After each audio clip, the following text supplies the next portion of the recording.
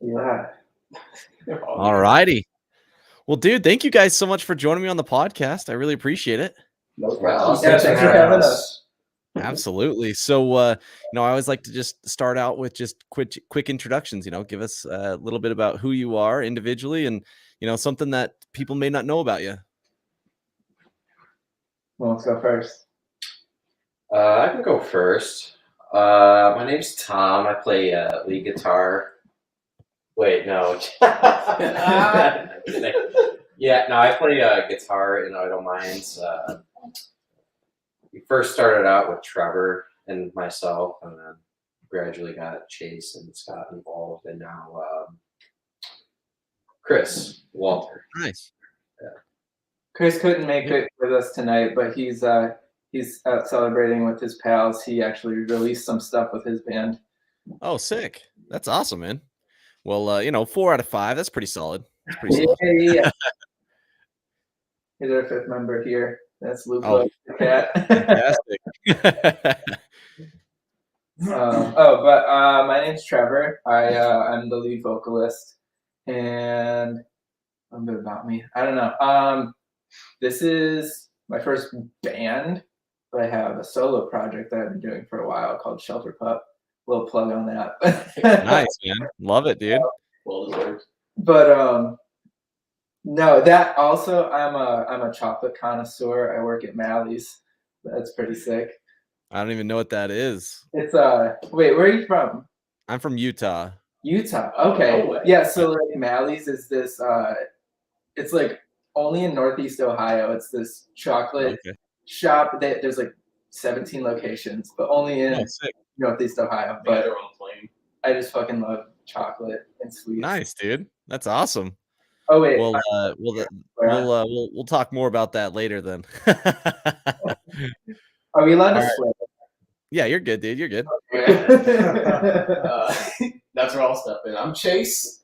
I was raised in Lake County, so I have a terrible mouth. And I play bass in Idle Minds. Nice. Yeah. Something interesting about me. I'm a slave to the carpet game, and I drive an El Camino. Oh, wow. Nice. The El Camino. Yeah, buddy. Yeah, that's the El Camino. That's another promo pick. Yeah. That's what secured me the spot. Heck yeah, man. You got to do what you got to do, right? Whatever it takes to get in, right? I'm Scott. I play lead guitar in Idle Minds. I'm from Chicago originally. This has been in Cleveland around like 5 or 6 years. This is the first like really serious band I've been involved with, and just been having a blast writing songs and putting some stuff down in the studio and getting to know these guys really well. And hopefully we'll be playing some shows soon. It'll be a ton of fun. Cleveland scene is a really good time. So there's a lot of good bands right now. It's a good time to be playing in Cleveland.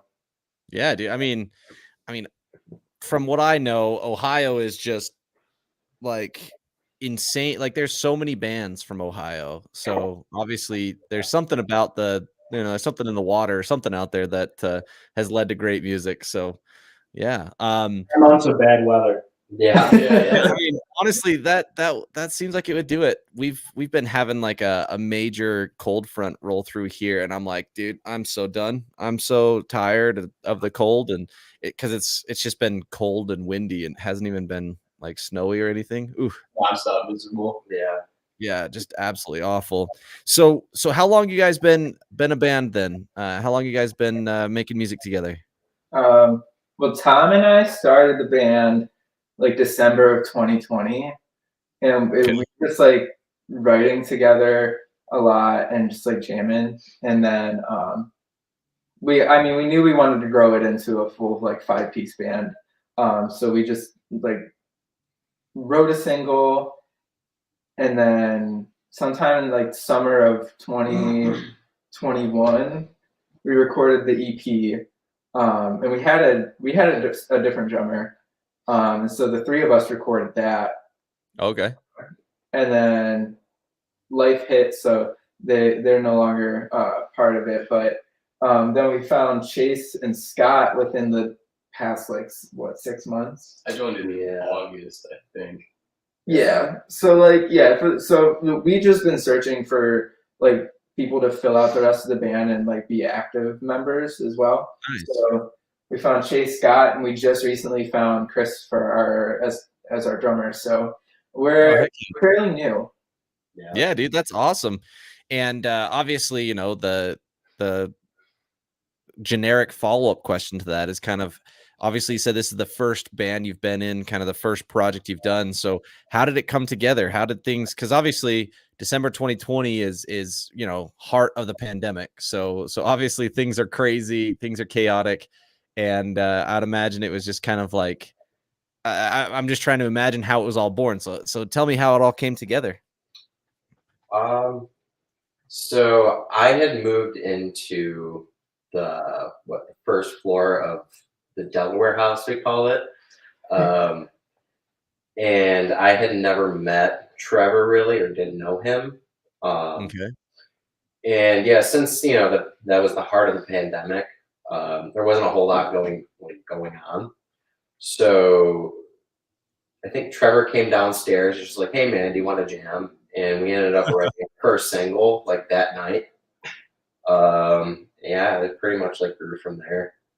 So how did you, were you playing music then and he heard you? How did you know that you guys would like play music? Like, Through mutual friends. So Yeah. okay. our roommate Steve, we kind of both knew them at the time, and Okay. I knew that Trevor was already in Shelter Pup. So yeah. Yeah, I had seen Tom play in multiple bands at different shows already. So like Oh, cool. it just like I was familiar with Tom just because of the scene. Yeah. But then yeah, Steve Perina, who records us and like helps produce us, I was and I'm still living with them. So like Okay. it was at the Delaware house is what we call it. It was like a duplex. So like Steve and I lived upstairs, and then like downstairs we had a couple of our friends, and someone moved out and they needed a roommate, and so Tom moved in, and so that's how It we all actually just kind of, started becoming closer friends. heck yeah, it all just fell into place. Yeah. And so I'm assuming is Shelter Pup a very different genre than Yeah, Idle like Minds? opposite. It's very like emo, twinkly, like pretty, Okay. like more singer songwriter. I would say I write everything for it, so it's like, Okay. Shelter Club's happy and we're sad. yeah, definitely more pretty chords, and Idle Minds is Okay. more grungy, Yeah. chords.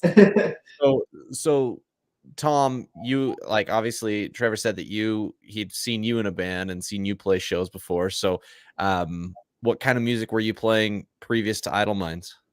I played in a few bands actually. I was I had just stopped playing with Madeline Finn and the Whiskey Hollow, just kind of like a not bluegrass, but like Americana folk type of thing. Okay, cool. And that's kind of how I knew Steve. And then I also played bass for a little bit in a band called Envoy. Okay. And yeah, pretty much it. Yeah, I'm always like really like Pop punk. yeah, like very like anthemic pop punk. It sounds like almost. Paramore. Okay. Yeah, Okay. Sleeping with Sirens, Paramore type like rock. Okay. All right. So tell me then, like, how you guys obviously said you sat down the first time you hung out, you wrote a song, and that's kind of where things started and have obviously been rolling ever since. So tell me how you come from, you know, the pop punk and Americana side of things and from the singer-songwriter side. How did it come together to be a punk band, like kind of alternative punk? How did that all fall into place? I think we just both wanted to really play rock and roll. Yeah, Okay. like I know, like Tom, you've always kind of been like more of a supporting role in bands and didn't really have like a place where you were the forefront of the writing. And then like I know I have wanted to be in a punk band even like I was gonna make Shelter Pup a punk band before we figured out Idle Minds. Oh, okay. But then yeah, Idle Minds hit, and I was like, all right, cool. So I don't know. I have very different tastes. I'll listen to like slow jam, emo, indie, but then I also listen to like heavier stuff too. So I don't know. It's like it fills both voids. Explain to me what slow jam emo indie is. That seems like an interesting genre that I don't know that I've ever heard of before. Well, like T-Pain gets sad. The non-auto tune T-Pain. Got it. Okay. Yeah. He's upset. I don't know, like I guess Turnover would be a good one, or like Okay. even like Bristol Maroney, or I don't know. I guess like Mac DeMarco, but not even that. I don't know. That's more vibey shit. I don't know, but like bedroom, like bedroom pop rock, I guess would be Okay. more specific. Okay, cool. I'm not really I mean, that's yeah. kinda- Yeah. well, like I've learned that there's like one of the coolest things about the music world right now is that there's really no like set genres anymore. It's very fluid for a lot of bands, which is cool, but it also means it leads to situations like what just barely happened, where I'm like, all right, apparently I'm old and I don't know what's up, so I just need to be educated every once in a while, you know. Okay, so like some of the influences were like Beck. I really like Beck. Oh heck yeah, Like yeah. Elvis D. Presley, and then A Great Big Pile of Leaves is a really good one. Well, I've heard of Beck, so But then, that's awesome. like Idle Minds is more influenced by like Citizen, Teenage Wrist, like Super Heaven, more grungy stuff like that. Yeah. And so when you guys wrote that first song, what were you envisioning? Were you envisioning actually starting Idle Minds, or was it just kind of like, hey, let's just jam, let's have some fun? How did it actually turn into the band? Did it just kind of click right away, or what? I think it clicked right away. I think as we were writing Blossom, we were both kind of just like, yeah, this needs to be a thing. Heck yeah. Like Tom and I kind of fill each other's voids as far like that's kind of how it started. It's like because I'm really good with like lyrics, vocals, and like in songwriting in general, but I'm not a drummer at all. Mm-hmm. I'm not. I'm good at guitar, but I'm not a riff master. Yeah. But then Tom is really good at like every instrument. He's like an instrument prodigy, and Oh, okay. and like Easy. listen, I'm gonna gas you up right now. Protege. But like no, and then like has riffs for days. So it just kind of worked out. Okay. Nice. And so obviously, you know, you said Blossom was the first song to come out of it. Was that the one that you guys wrote that night? Yeah. Yeah. Okay. That's awesome. And so that's December of 2020. Obviously, what we had band members changing out and moving in. The EP that was released just barely, obviously. So where you're at, like, kind of tell me the story from start to where we are now in terms of how we got here, because obviously, like, just curious if the current lineup is who's on the EP, and if everyone contributed to the writing of the EP, how it all kind of came together. Yeah. So the EP, Tom and I sat down and wrote the EP, and Oh, okay. then we had different, not this Scott, but a different Scott, who was playing drums for us. Keep it within the name family, right? Just make Right. it the same. Yeah, it makes it easier. Hey, Scott. Oh yeah, different Scott, but totally the same role. It works. It helps. Scott B. No, so we had Scott Drastic as our drummer who played drums for the EP. So it was just me, Tom, and Scott, other Scott. Okay. For the EP, and we had recorded that in like June of 2021. Okay. And we kind of got that, recorded and whatever. And so not long after, somewhere in like late summer, early fall, we found Chase and we lost Other Scott. Other Scott had life to take care of. Disappeared. I mean, it's Cleveland, right? Like, obviously. Yeah, we love him to death. Yeah, it's just like our paths. Yeah, that life happens, dude. Like that's one of the most consistent themes about like music and bands and stuff is life happens, so. Yeah. But yeah, then we found Chase, who's like great bass player. I love Chase so much. And then now, I don't know, a month or two after that, we found New Scott. New Scott. I mean, that's his name now, is New Scott, not just Scott, but New Scott. Yeah.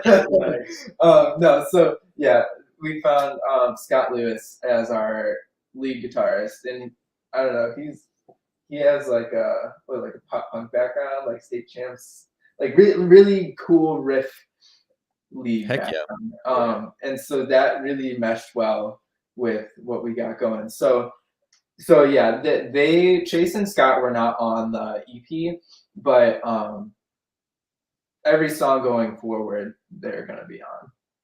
Awesome. And with the songs that you've already recorded, obviously, and released on the EP, how different are they now as you play them or perform them than when you wrote them? Because I'd imagine obviously adding new tools and new people who have different backgrounds, who have also new talents, different types of talents, who are going to bring in their own influence.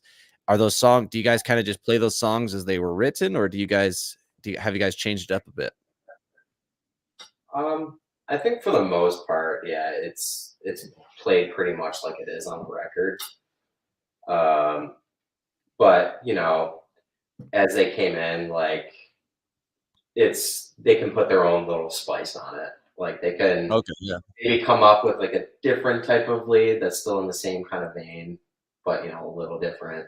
But yeah, it's pretty much. Well, obviously there's no rhythm guitar because you got Tom's lead guitar and then Scott is the lead guitar. So yeah, a rhythm guitar, I'm sure it changes it, yeah.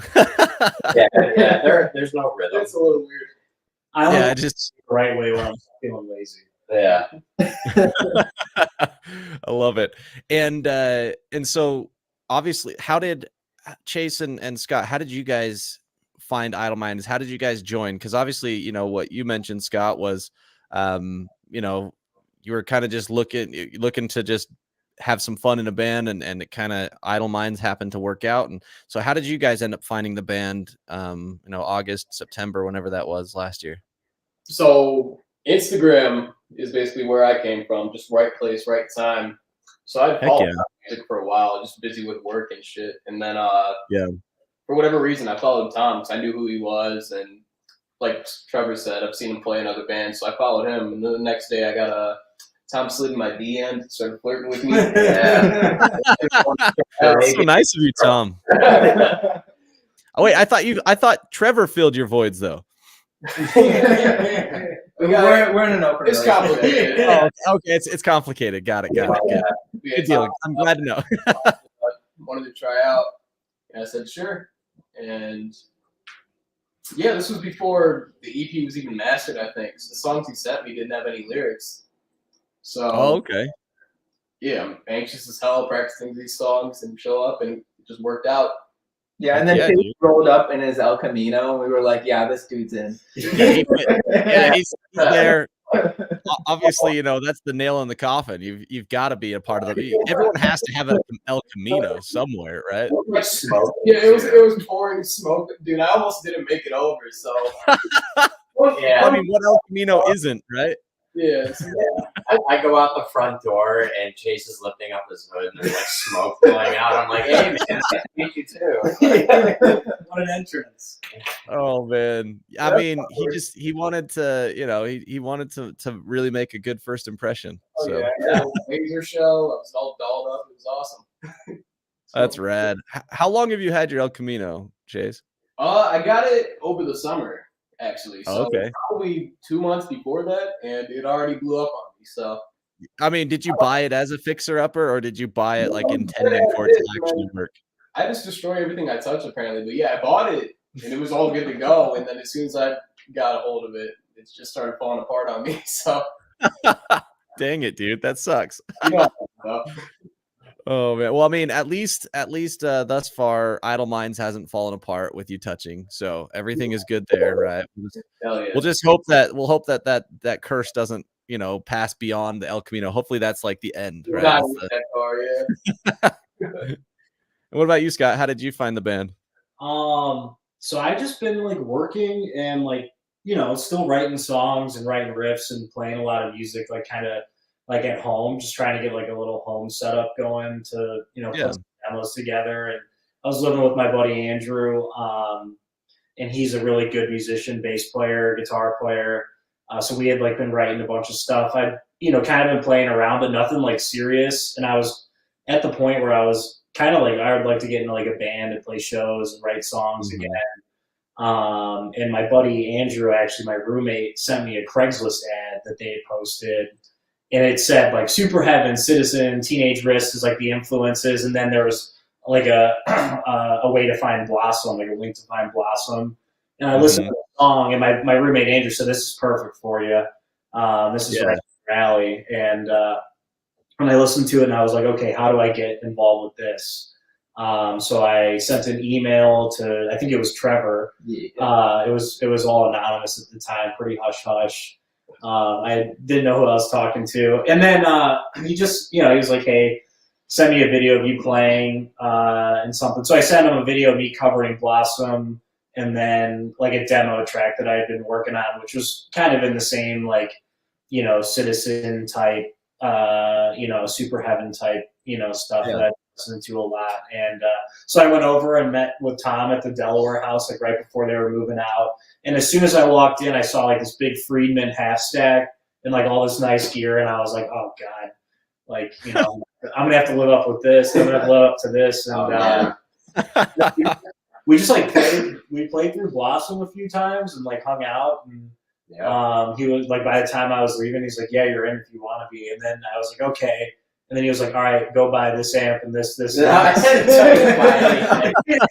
out and bought, like, spent a bunch of money on gear, and it's been awesome, man. I mean, like it's just been like since getting in, it's been like such a big part of my life and such a huge positive part of my life. So.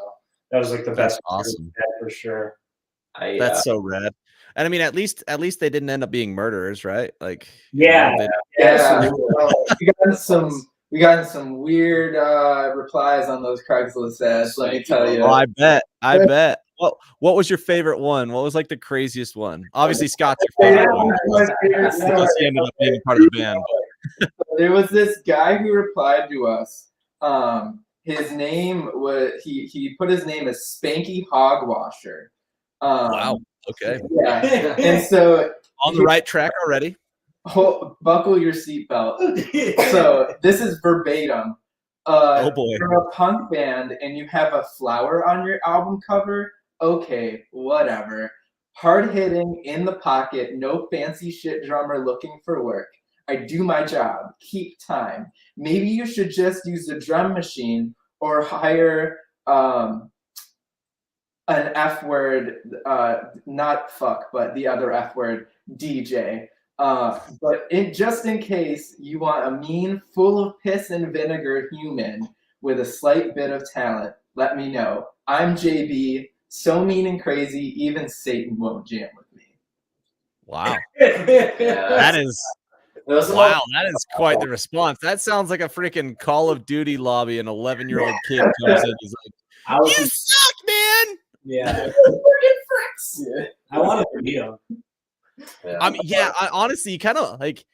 at that point, you really wish it wasn't anonymous. You could like see his picture, like Facebook stalk or like Instagram stalk him and like follow his content and feel like, what the heck is up with this guy? What's his issue? Yeah, that one made my day. I don't know. That is yeah, honestly, so like, wow, man, it's been a long time now, almost 3 years. I was literally like, as a project, was developing a social media app intended for bands and musicians to be able to connect, right? So a band could like say, hey, we're looking for a guitarist. A guitarist could have their profile showing, almost like a LinkedIn for like bands and musicians, right? I like And I was like, man, because I hear these Craigslist stories and I just think to myself, that just sounds so wild. Like and honestly, it's really cool though, because having not met each other and just like, that's kind of magical to like have that, you know, someone come in and say, hey, I dig your music. And then you guys like, hey, I dig the way you sound. Now go pay thousands of bucks on equipment and join us. You know, like that's pretty big. It's a pretty big ask, right? Like right off the bat, it's like, hey, yeah, you're in if you want, but here are the requirements. Yeah.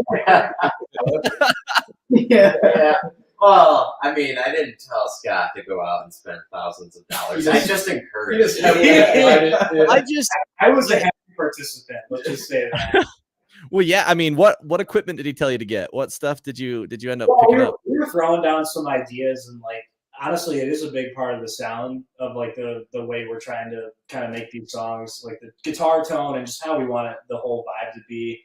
So we tossed around a few ideas. I ended up going with an orange Rock Mark III, and then a Friedman cab, and then a bunch of goofy pedals so I can get weird.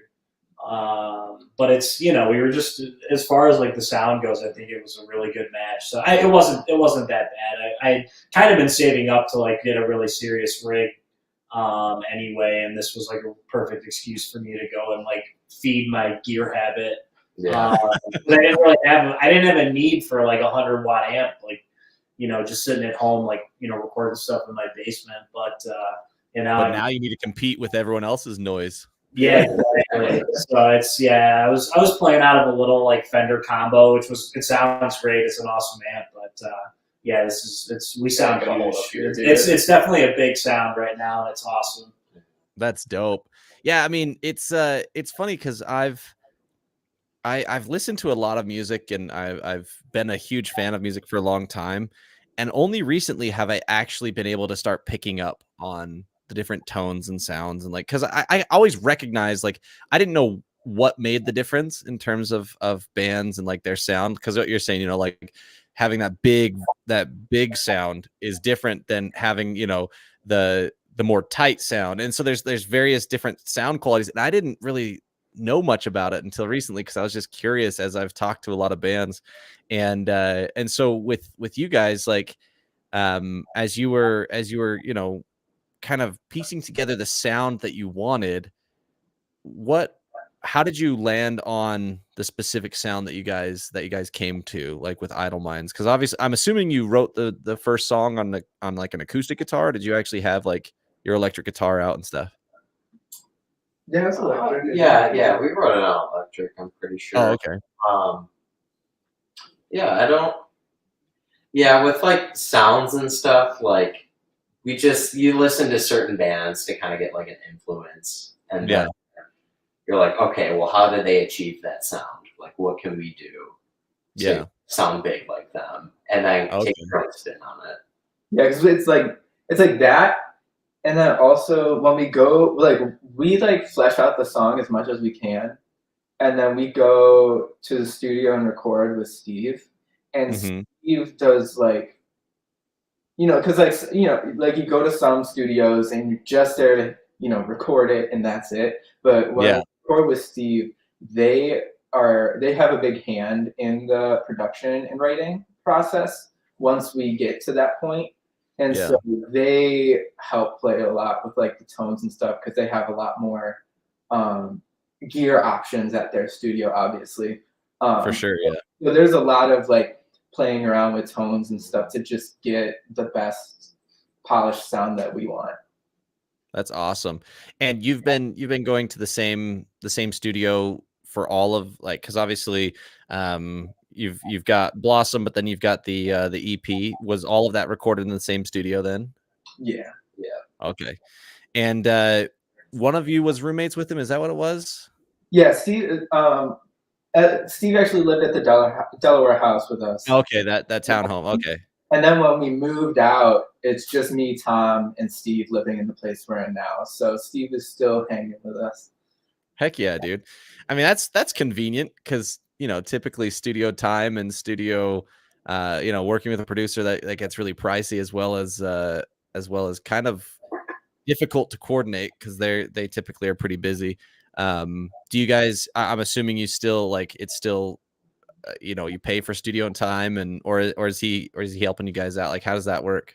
Oh no, yeah, we still pay full price. You know, that's Stingy Steve, man. Stingy Steve, bro. well, I'm just kidding.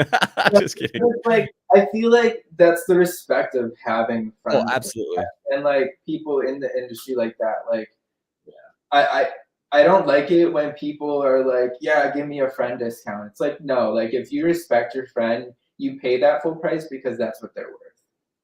Yeah. I mean, that's valid. That's a valid point.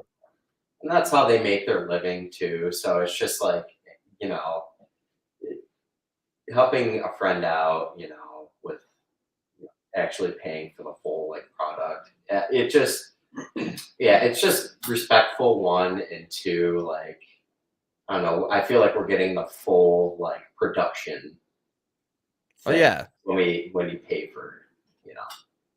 Yeah, and it really is. I agree with you guys. You know, it really is like if you were just asking him to just, you know, give you some advice, that's one thing. But him to actually do the work, you got to pay him. That's awesome though. Did it help? Like, because I know obviously what you even said, Trevor, is just a lot of bands. The producer is typically pretty heavily involved in a lot of those. You know, a lot of the lyric changes, making, hey, this actually might sound better here. Not like the actual writing, but kind of touch-ups, right? And then the tone and things. Was he involved before he started recording? Did he kind of help you guys out like as you were getting started, or did you guys come to him and say, hey bro, we got this really rad thing we've got, could you help us, could you record this for us, because we think we got something dope here? Yeah, I think they were pretty involved from the beginning, and like even with lyric writing and stuff, because transitioning from my singer-songwriter stuff to being just a front man of a rock band was a big change, and going from like the singer-songwriter melodies to like more drawn out, bigger vocals was a kind of a big change. So it helped a lot having them be like give more feedback than just me sitting in the bedroom trying to figure out what to write. Which that helped a lot. Yeah, I bet. With are you still doing your other project then? Is that still a thing?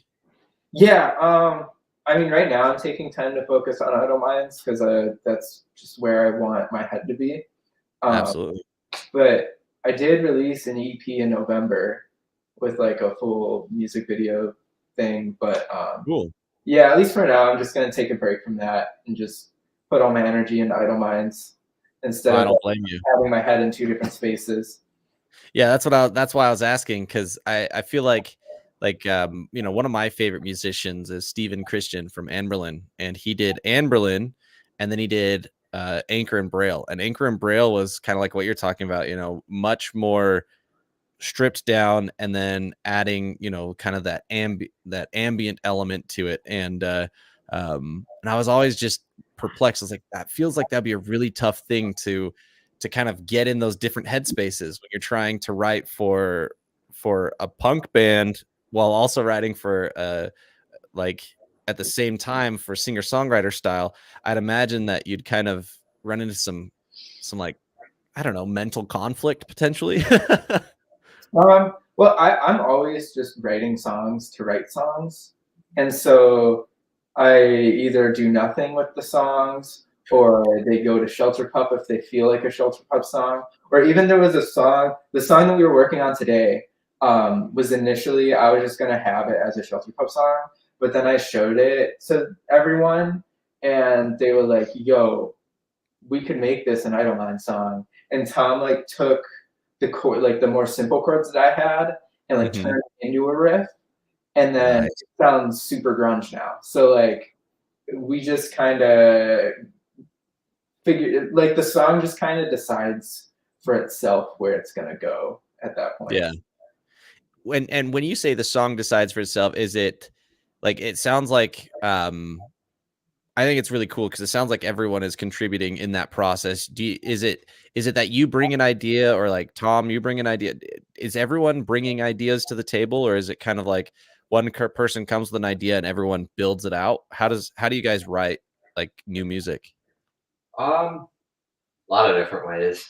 Yeah, I think literally everyone's involved. I think the one day when I showed them that song, because usually like from the beginning it was like Tom came up with a sick riff, and then we built off of that. And then like Okay. the other day when I showed everyone that song, it was like, okay, I brought that to the table. And then like a few hours later, we were like, okay, let's take a break. And then Chase was messing with this bass line, and we were like, yo, that's sick. And then we wrote a whole song from that bass line, and we didn't end up taking a break. I mean, that's amazing. So like, yeah, and then Scott is like already a songwriter, and like he said earlier how he sent us that demo of the song that he wrote. So yeah, pretty much everyone just kind of contributing. That's fantastic. And where you guys didn't know each other before, well, obviously, you know, a few of you did, but getting to know each other and being a part of the band, what have been some of the things that you guys have like learned most from each other? Like, I don't know, each of you individually, what are some of the things that you've learned most from being a part of Idle Minds? I'm getting old. Dude, I feel that. I feel that on a whole other level, dude. I feel that. No, honestly, I think it's just like the ability to like everyone sit and write music and have fun and like leave, you know, drop the ego aside, and like, you know, it's just a really good reminder all the time of like, you know, being collaborative in our efforts to write music. And then on top of that, just like, you know, we all come from like relatively different backgrounds, and really enjoy like spending time with each other and just laughing and, you know, kind of finding common ground in the similarities. And, you know, we kind of leave everything out there on the table. So it's, you know, it's pretty open group, honestly. You know, nothing, we That's awesome. talk about just about everything and go to these guys with, you know, anything outside of Idle Minds and work stuff, you know, life stuff that's like bothering me or bugging me, and, you know, have an ear to listen to, and, you know, it's a pretty good setup. Yeah, That's fantastic. it's kind of crazy how, like, you know, we had no idea who each other were before we started this band, and you know, after like starting this group, you know, it's like we all kind of became best friends. And sometimes it usually doesn't work out like that, but we've been pretty blessed to, you know, not only be, you know, bandmates, but good friends too. Yeah. And I mean, I feel like the friendship portion, like that's really valuable because of even what you said, Scott, you know, putting away the egos. If you're not friends, you can't put away your ego. Like there's no way for you to trust someone enough to drop that guard if you're not friends with them. And so I think that's really cool. And like, did that friendship start really quickly? How long did it take for you guys to become really close, like tight knit? Obviously, it's relatively quickly because you know half of you in there have only been around for 5 months in terms of the band. So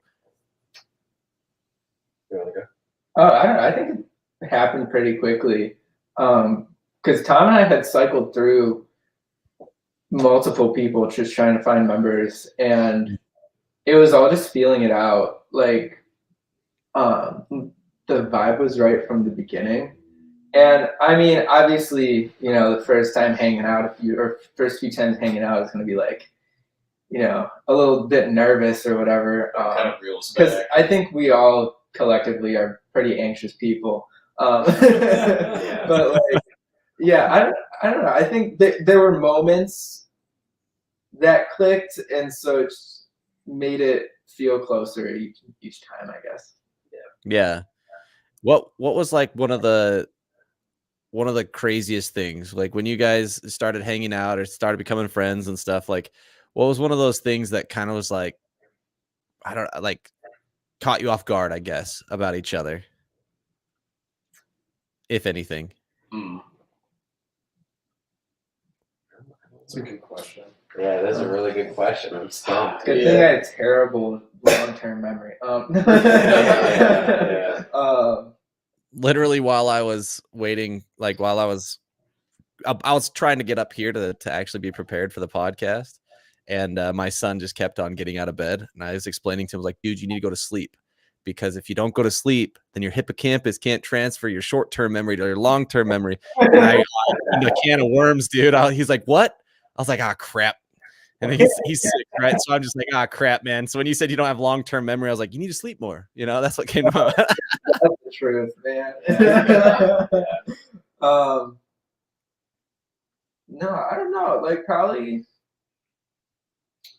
Like a more like personal thing, or just just something that may have caught you off guard, something that you're like, now you look back, you're like, this is really cool that this happened, or that, you know, that like, because I don't know, as I've made friends and stuff, there's always that one moment where I'm like, wow, we actually, like, this is really cool, because like we came from way different backgrounds, and this is really rad that this thing came together for me, right? Like as in terms of my friendships. And so I'm just curious, because like I feel like your guys' situation is like, musicians are in a really unique place where you're literally trusting, like the vulnerability that comes with writing music, as well as, like you were saying, you know, you're kind of anxious people as well, to be able to get that trust and build that trust with one another.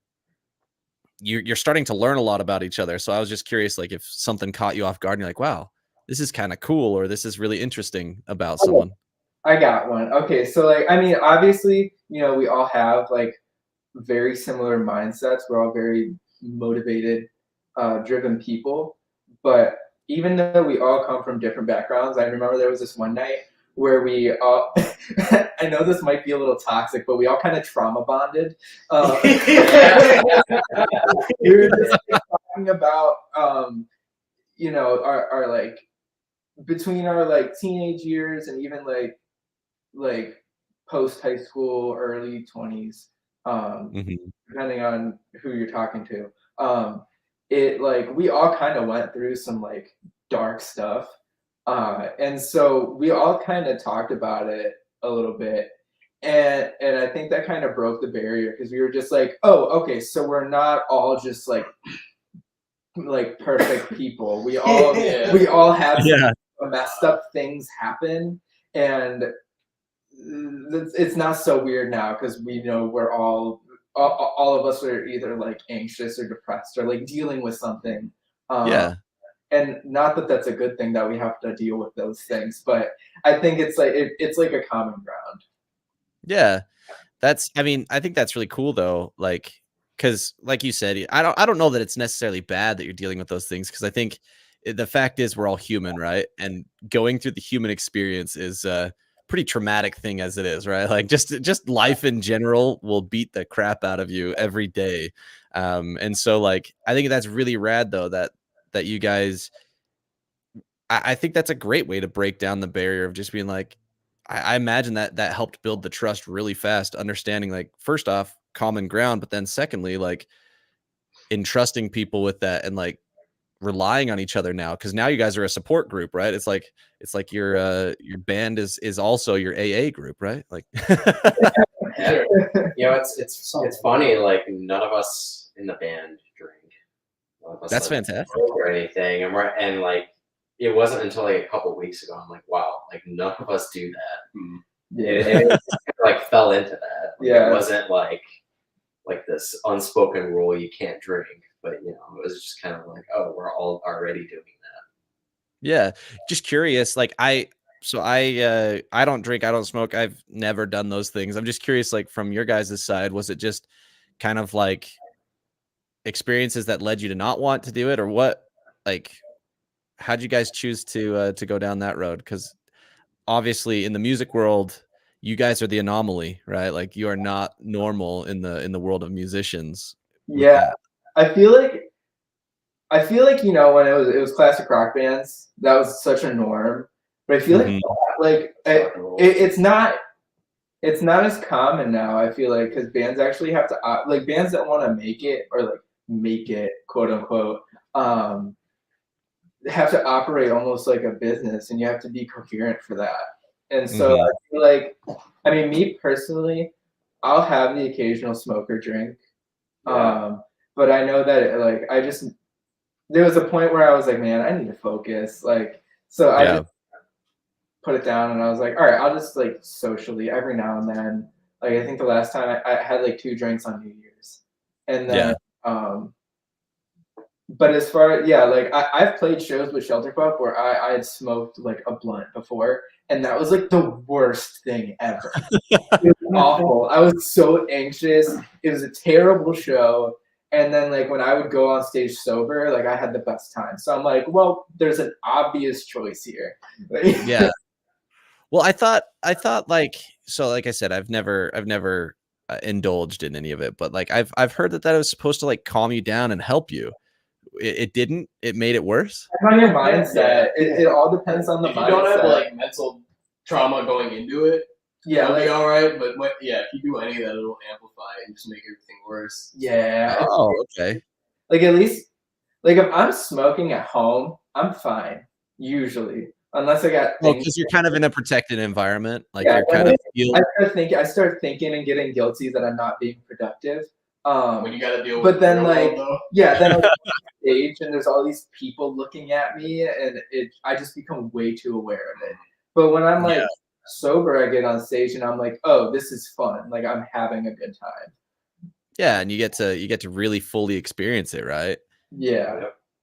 So that actually brings up an interesting thought for me is with like your stage experience.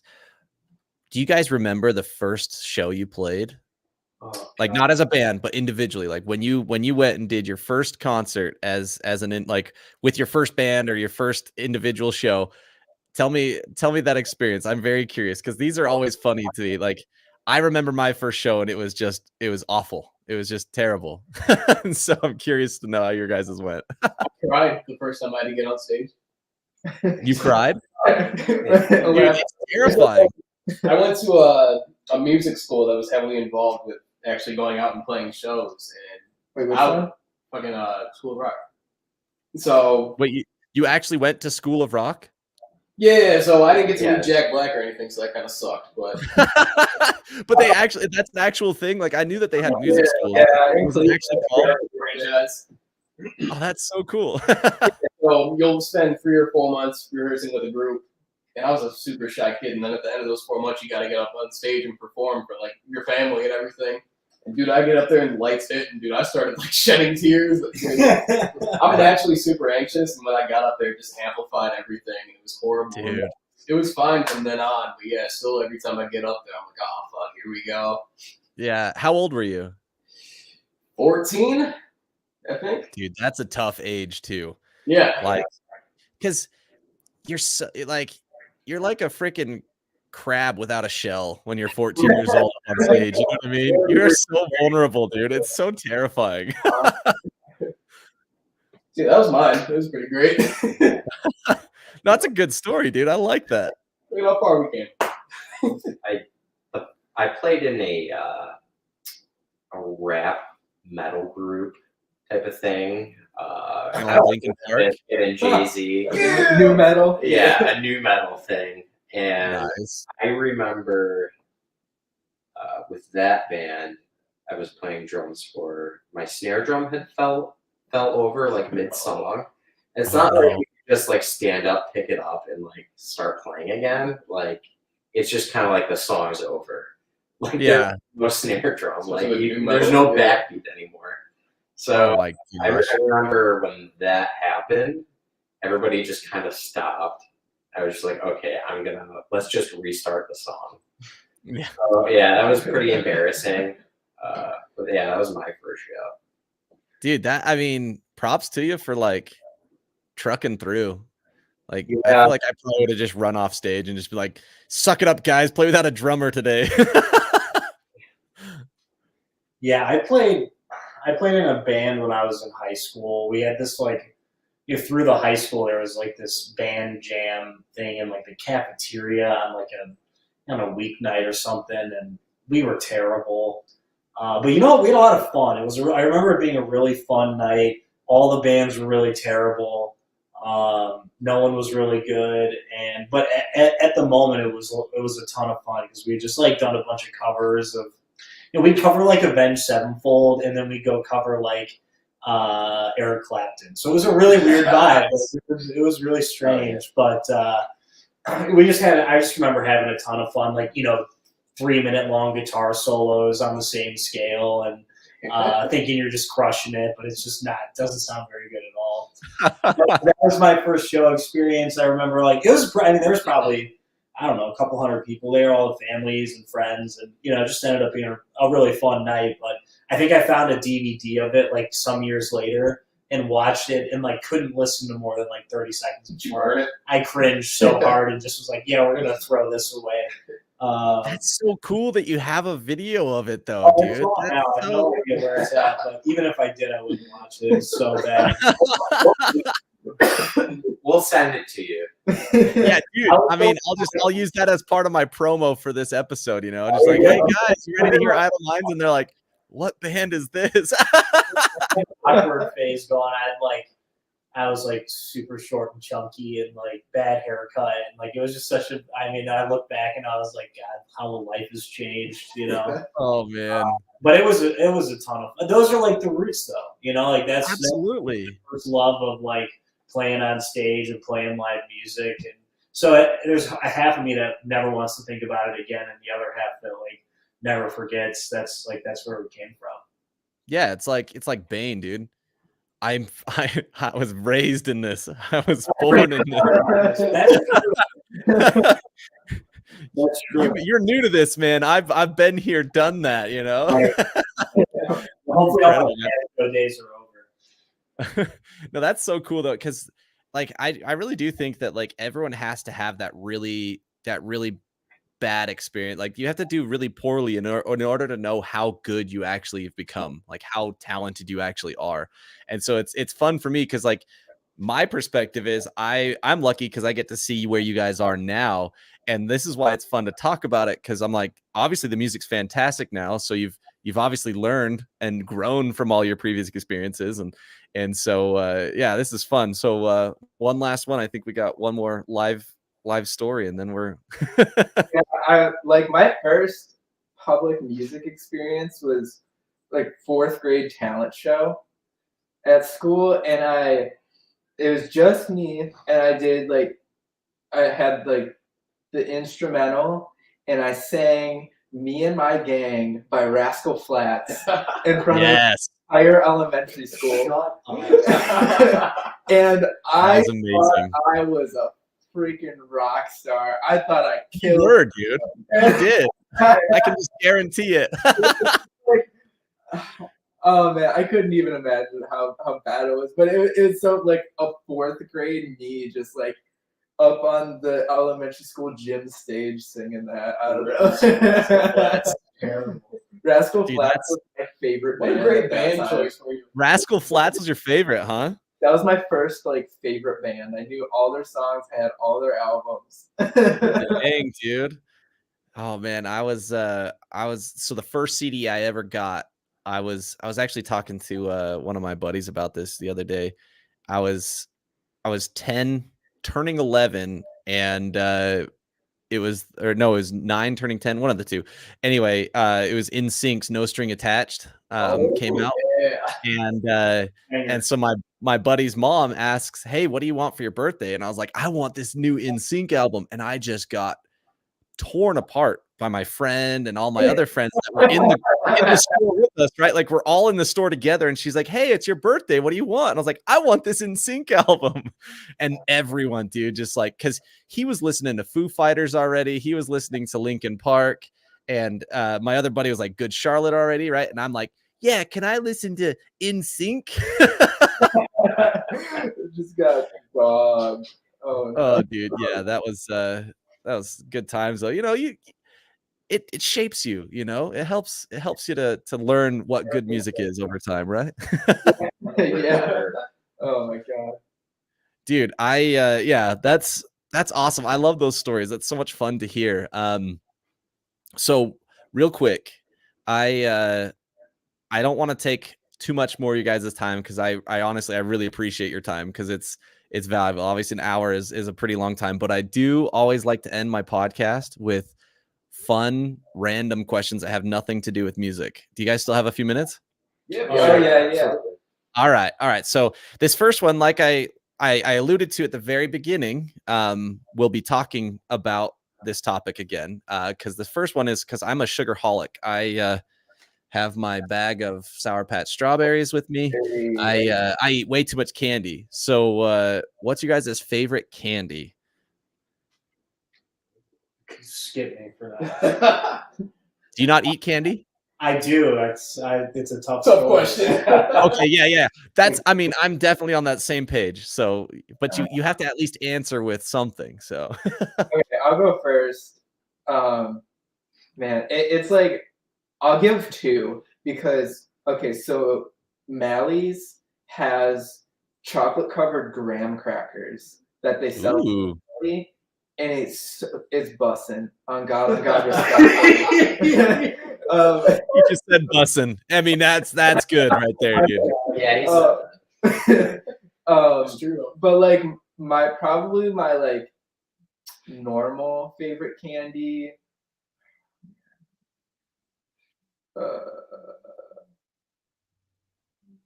would probably be I don't know, for the longest I loved gummy bears. I mean, solid choice, dude. Like Aleshi's gummy bears. Or But I am curious Albany. because you said that you're a chocolate connoisseur. So I am not at all. I enjoy chocolate, but I'm like the person who real chocolate lovers are like you're a loser because I don't like dark chocolate. I don't like semi-sweet chocolate. I like real chocolate. Right? See, exactly. See, like real chocolate people are like you suck. So what is it about dark chocolate and like the high cacao count that is what makes that good to people? Like what is it about that that's actually good? I think it's a mental thing. It makes you feel less like shitty about eating chocolate. Like it feels healthy. Okay. Like, I mean, I don't like I like chocolate and everything, but I don't like sweet stuff. Yeah. And the dark chocolate okay. is more bitter. Like I'm like vegetarian / like vegan for the most part. Okay. And so I don't like the most sugary things I normally eat is like fruit and stuff like that. So like when it comes to candy and stuff, I like the less sugar the better. Like I don't like donuts because they're too sweet. You're insane. I mean, crazy person. Yeah. I mean, we still respect you, and we still believe that you're a person. We'll play the part, but The respect level dropped a level, but you know, I'm just kidding. I like muffins more than cupcakes. muffins go hard. Muffins are good, dude. Muffins are good, but I mean, all right, who's next? My favorite candy are it's called a Baby Ruth. Oh, dude, Yeah, we're familiar. solid, bro. The nougat. Yeah, Baby Ruth caramel? nobody likes those. No, I love Baby Ruth. That's the one with the nougat, the peanuts, and the chocolate, right? Yep. Yeah, so it's basically a payday that's been dipped in chocolate. Right.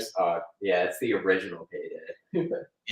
Yeah. Then Payday was like, screw the chocolate. We're gonna go with just peanuts. What a mistake. Oops, all peanuts. So- Go ahead. Oh, I was just gonna say, do you typically like on Halloween? I'll bet you no one steals your candy then, right? Like if you like Three Musketeers, and if you like Baby Ruth, no one takes your stuff. It's I have to keep the Baby Ruths. Yeah, dude, no one will take it. No one's gonna steal that from you. That's great. Absolutely not. I think I All got right, Scott. Like Sour Patch watermelon. Like the So good, watermelon dude. ones are so good. And if I were to pick like a chocolate, I love Baby Ruth too. It's funny you say that. But like a Twix bar is pretty good. Dude, Twix are just money. They're so good. They're quote unquote bussin'. Yeah. They do be busting. So Yeah, okay, They do be bussin'. ambidextrous Twix. Oh, it's amazing. So I've been trying to eat better lately, so I haven't been messing around. But before, I was a menace for some Take Fives. Ooh. Oh, dude, that's the one with like the pretzel, the caramel, like the whole Oh, yeah. shebang. Okay, Yeah, that's pretty good. It's all good. And then, dude, that's but now there's this company called Quest. That's like a godsend basically, and they make aren't these. they the protein bars? Yeah, so they make Okay. a peanut butter cup that's like less than 1 gram of sugar and 19 grams of protein. And I'm sure they're still horrible for you, but they make you feel good about yourself. So that's what I've been eating lately for my candy, basically. Yeah, someone told me that I need to try Built bars. So one of my old bosses, he started this company called Built Bar, and they do protein bars like what you're talking about. And because I was like, man, I eat way too much sugar. They're like, oh, try Built bars. And it's like dark chocolate on top of like a protein bar. I'm like, this is not what I want. I mean, if I was desperate for some candy, this would be it. But I'm not on a diet, so I can't really do that. Yeah. Dude, I love that though, man. Props to you, man. That's a lot of work, honestly, to like cut that stuff out. And like if you're like me, at least, where you're used to eating it a lot. So props to you, man. That's awesome. I appreciate it. All right. Next question here. Sometimes it's hard to come up with your single answer, so I'll allow top 3 on this one if you need. Favorite movie? Ooh. So Sweeney Todd. Okay. Almost Famous. And what's a third one?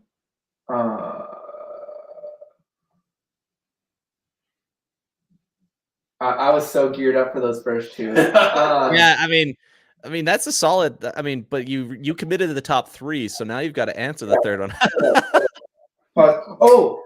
Duh.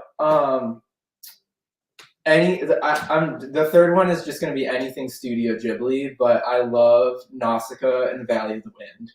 It's like I've never even heard of that. What are you talking about? So like Studio Ghibli is like the anime movie creator. Like they created Okay. Spirited Away and Princess Mononoke and Totoro. If you've ever heard of those ones.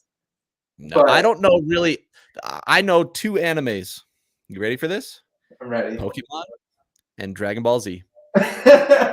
Oh, and the new Star Wars one, the Legends one, or whatever they did. That one was pretty good too. They did like these really cool like they got these really famous Japanese anime artists to do individual episodes of Star Wars in anime. It was pretty dope. So that was pretty cool. That sounds awesome. Yeah, it's on Disney Plus. It's pretty sick. Really, they're like the anime movie creators. It's like the visuals are so beautiful, and like Nausicaa and the Valley of the Wind. I think they made it in like the 70s or the 80s, so it's got that like cool older cartoon feel. Like it was like the old animation, yeah. Like the older animation. It might have been the 90s. I don't know, but either way, that's still before all the digital way that they've done a lot of the stuff now. So that's cool, man. Yeah, awesome. That would be my top 3. That's dope, dude. I like it. I guess my favorite, top 3 would be, what was it? The Dark Knight. Heck yeah. That's a classic. Absolutely. Wolf of Wall Street. Nice. That's also a great one. And I'm trying to 21 Jump Street. So, Dude, the original one or the new one? 21 Jump Street? Yeah, like the original with Johnny Depp back in like the 80s or 90s. No, not Or that. like, Yeah, okay. They're on a hill all the way. Okay, I was just wondering, you know, because there's the Channing Tatum one that's like at you know at the end of that movie where like those two cops are like undercover, like, and they have that whole standoff in the hotel room. Yeah. Right. Those are the two original guys, like the two cops, the undercover guys are the original ones from 21 Jump Street back in the day. So that's why that scene is so funny. I didn't know that. Awesome. Yeah, so that's why that scene was like so supposed to be so funny. Like we were the original 21 Jumps, and so like anyway, sorry, totally random. I had no idea. Yeah. Well, I'm 31, so I'm a boomer, you know, so I know that stuff. All right. You got your picks? Yeah, I'll have to go with Goodfellas. Oh yeah. Solid. It's a tough, like most Quentin Tarantino movies, I'll say Pulp Fiction just to not piss anyone off, or maybe. And then you already said Wolf of Wall Street, so I'll go Boiler Room. It's a really good one. I haven't heard of that one, but I've obviously heard of the other two. It's a pretty solid. It's like Ben Affleck, Vin Diesel. It's like a sales oriented movie from like back in the late 90s, early 2000s. They're selling like fake stocks essentially. It's pretty good. Okay, cool, man. Nice. Piggybacking off of Scott a little bit, but I actually have Jules from Pulp Fiction tattooed on my forearm. Yeah, I was actually gonna ask you what was on your arm. I saw a dude's face. But it's a movie. Pulp Fiction, my number one, and then probably Clerks 1 and 2 would be my next two. Oh, nice. That's Jay and Silent Bob, right? Yes, Yeah, sir. good picks. Okay. Wow, dude, that's throwbacks to like that was when I was growing up in Vegas that Jay and Silent Bob were popular. Yeah. That was a long time ago, dude. And Clerks 3 right now too. Are they really? Yeah, they're not done. Dude, that's so yeah. It's funny, man. I only watch like edited versions of like a lot of the movies, just like TV versions, you know. So I don't know most, like when people are talking about certain things, I'm like, I don't know what scene that was, but I do know the movie. Dude, that's awesome. I love it. All right. Last question here is favorite non-music related hobby. So something you love to do that has nothing to do with music. I'm not passionate about anything. Oh man. I have a lot of plants. I love taking care of my plants. Heck yeah, dude. That's awesome. An arborist. Yes. My sister's been doing that a lot. She's been posting on her Instagram stories and stuff all these plants that she's been like, you know, she gets the one sprouting and then moves it over to a new pot, and she's got like a ton of them now. She's been doing a bunch of that stuff. So that's cool, man. That's a crap ton of work, but it's awesome. Yeah, they're my babies. Do you do like foods? Like do you do spices, or what do you like? Herbs, I guess. Spices, sorry, herbs. Foliage plants and like succulents. Okay. And stuff, but usually like around spring I'll buy a lot of spices, like I'll get sage and rosemary and parsley. Heck yeah. What else is there? Cilantro. Basil. You got cilantro, and you can do the mint. I don't know if you do mint. Yeah, I get mint. I don't know. Like usually I have bad luck with those, with like spice plants over the winter. When I move them inside, they always pass away. I mean, you are in freaking like one of the coldest places in the US, right? Like, yeah, it's like a shock. I don't know. And then like I bring them inside and they get those gnats. I don't know. It's annoying. I don't even. Those little fruit flies that'll just try and eat them up. Yeah, it's terrible. And then they eat all my other plants. So, it's a sore subject. I don't want to talk about my business. I'm sorry. I didn't mean to ruin your night, man. No, Sorry for your loss. Yeah, I'm sorry for your loss. He's still mourning it. It's still winter, don't we know? Gosh, dang it. This is the dark things that we were talking about that one night. Guys, let me tell you about my hard teenage years. I tried growing a plant in the winter and it died. Plant-based trauma. That sounds like a new diet, man. Oh my gosh, dude. I'm vegan for a reason. Yeah. Oh man. Ashley. It's a kind of a weird hobby, but dude, I really enjoy walking. Dude, that's a great hobby. Yeah, I mean it's a healthy hobby. But yeah, I just like to walk, and sometimes I'll just throw on my headphones and I'll be gone for like a couple hours before I'm like in the winter time too. What's that? Like during this weather too, like in the Oh, winter? no, not during this. I was like, holy frick, dude, that's some major commitment. Smaller walks during this weather, but yeah, I'll still walk. Yeah, seasonal. Oh, okay.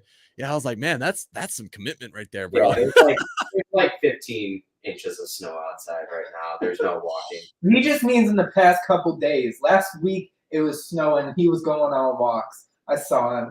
Oh, yeah. I'm sitting here calling you up, bundled It was up. only a mile, man. It was only a mile. That's cool, man. I mean, honestly, there's something so cathartic about like just clearing your head and being outside walking. It's just so freeing. There's like mentally, it's just so healthy. Yeah, definitely. And also I guess like outdoorsy things like hiking, camping. That's my kind of stuff. Heck yeah, man. Yeah. Who next? I I like. think Scott's up.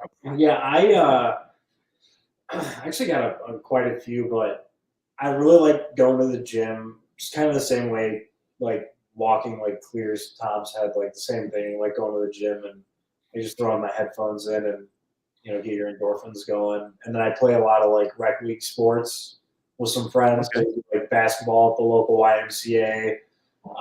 During the winter time, like slow pitch softball in the summer. We'll go out and like play soccer when it's nice out. There's some local parks that are really cool. So I just try and stay active because I'm pushing boomer age too, so I'm trying to stay healthy. Dude, I mean, it's that's awesome, dude. Like those rec league sports and stuff. That's super sick. That's something I have thought about. I'm like, man, that'd be kind of fun. I could actually have like a social life that's not just my podcast, We're all like really out of shape and like not very athletic, so it's more just like You're like accountability buddies. Well, exactly. In our basketball league, one of the team's name was cardio for the week, and I couldn't relate to anything more than that. I was like, this is going out and like running around and getting super tired for 45 minutes, so I can feel good about going crushing some wings afterwards. Dude, that's absolutely amazing. Yeah, dude, I try to go to the gym Monday through Friday, and if I didn't do that, I think my body would be very, very unhappy with me, because it's amazing how quickly your body starts just like hating you, trying to stand up from a couch, trying to sit down on a couch. Just get old, man. All right, Chase, what about you, man? I mean, this is a dumb answer, but I really like working. Like, I do a physical labor job. I'm not wired to like sit down at all, so I can just clear my head and do my job, and it really helps out. Like what they were saying with walking and everything. Heck yeah, dude. What do you do for work? What's that? What do you do for work? I'm a flooring guy. Flooring. So do you do like the all types of flooring, tile and hardwood and everything? Vinyl planks and carpet, and my knees have stab wounds in them. They don't like it anymore. Dude, the carpet's pretty brutal because you've got that little thing you put down and you hit it with your knee, and you're just like killing your body all the time. Like I said, I have a stab wound in my knee. I was doing that, and my knife fell in front of that, and I slammed my knee full force into a knife blade. Oh, gosh. That's so I can't even get that out of my head. My bad, man. Awful. That sounds so terrible. I got to live to tell the story, though. I got a cool scar, so it's all good. Oh, man. Dang. It was a fun day, though. I had a fresh pair of pants on, too. That was my big mistake. Those were gone. I I mean, way to see the bright side. I mean, impressive. So I do have one more question. This one's more of a because Chase is wearing a Cleveland Browns jersey. Is it are you guys equally excited about Cincinnati going to the Super Bowl as like the rest of Ohio, or is it like a bitter, like a really bitter? It's bitter. It's pretty You're bitter. bitter? Oh yeah. Come on, man. No, it's great to see Cincinnati in the Super Bowl, and I want them to win, but at the same time, it's just like I know my Browns should be in there right now. Yeah. Dude, I'm still amazed that Cincinnati is literally practicing at the University of Cincinnati. Like they don't even have a facility, so they're practicing at the college's facility. Like they don't have an indoor facility, I should say. So I'm just mad that they have a better quarterback, and we've been searching for 30 years. I mean, I thought you guys had. I don't really like Baker Mayfield. He's kind of cocky. I don't like cocky like quarterbacks. But most of them have to be because it's such a high pressure position. But I thought you had found him with Baker Mayfield. So do you guys think he's staying? Do you think he's sticking around or what? Yeah, who knows? He's an enigma. Yeah, I think he's gonna do great next year, but that's just me. Hey, I mean, honestly, you've got one of my favorite players of all time, Myles Garrett, dude. Oh yeah, From Texas A&M, and just that guy is just incredible. he's a bully, man. He will beat some people up. He is so strong. He'll just bowl people over and just crush them. Like it's nothing. Insane. Yeah, dude. So cool. Costume, right? What? You saw his Halloween costume? No, what was it?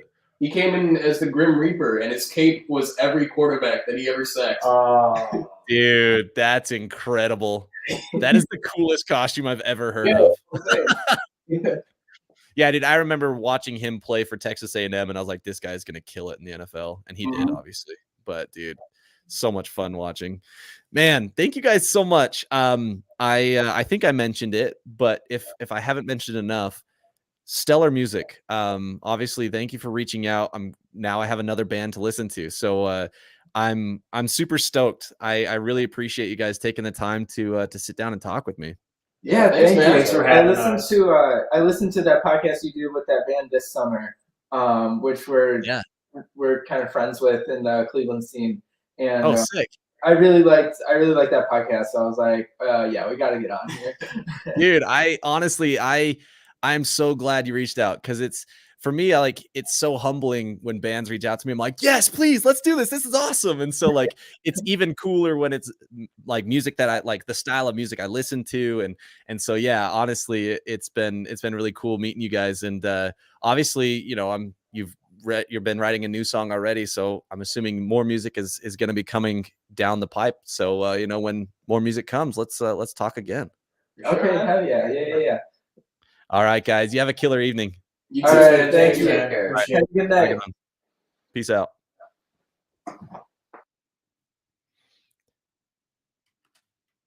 Good stuff, man. What a fun interview. Rad band. Be sure to check them out. Idle Minds. They've got a brand new EP that dropped end of January called Break Apart the Sun.